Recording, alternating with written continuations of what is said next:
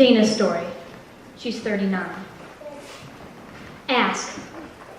Ask why she doesn't always make eye contact. Ask why she doesn't scream when a spider scampers across her dinner plate like most any other person would. Ask why she sometimes repeats every word you say.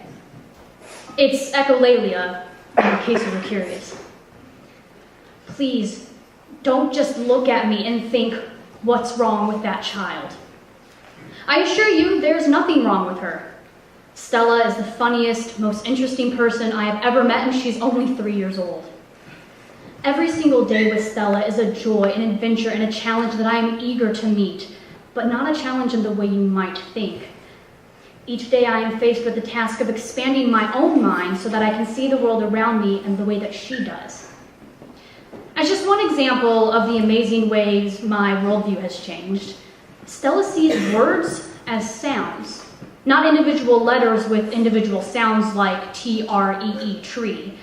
When she sees the word tree, it's almost like she sees it as a picture of a sound rather than 4 different sounds being put together, which is different, not wrong.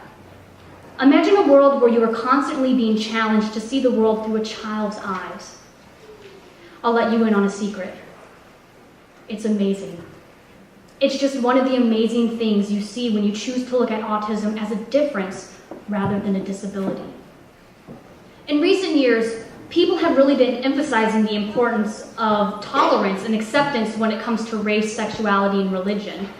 The increase in bullying among school-aged kids has prompted parents to rally around their kids and raise them to be proud of their individuality.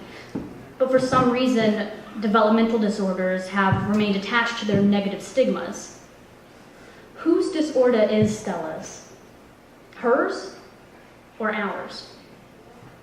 Isn't it our responsibility as parents to get to know our child and figure out what works best for her in terms of how she learns?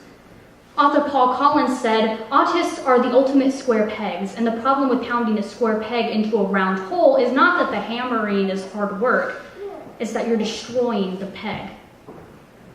When I tell people Stella has autism, their response is often, "I'm sorry." A hush tends to fall over the conversation, and suddenly every bit of eye contact is tainted with a hint of sadness. I'm not sorry, and I'm not sad. Nothing bad happened to Stella the day she was diagnosed.